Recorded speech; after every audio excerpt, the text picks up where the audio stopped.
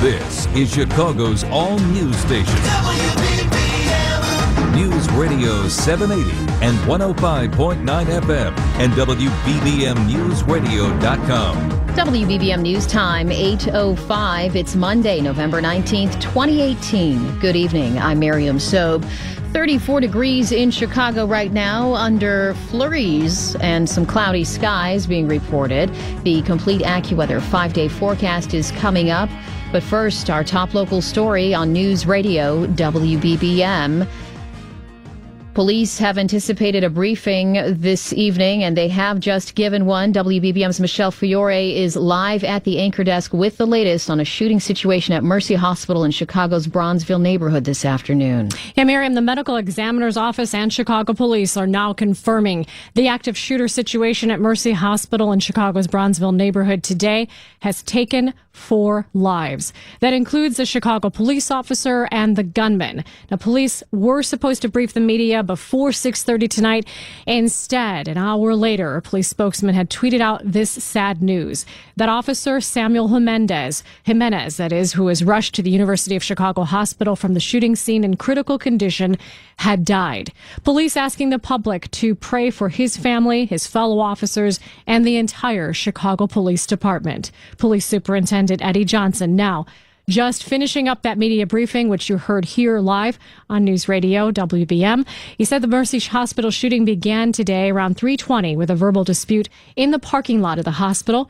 The argument between a doctor and her former fiancé. Shots were fired. The doctor today, the first victim. This is Superintendent Eddie Johnson explaining that when officers then showed up, the offender shot at their squad cars. The subject then ran inside the hospital doors where the officers gave chase.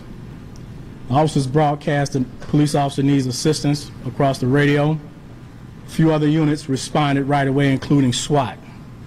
They engaged the offender for several minutes in the hospital with gunshots being fired by the offender and by the police. Mayor Rahm Emanuel also addressing the media tonight, saying this is a sad day for all of Chicago and asking the public to pray for all involved. This week, he says families will be getting together to celebrate Thanksgiving, but for these families, they'll be missing and will forever be a loss.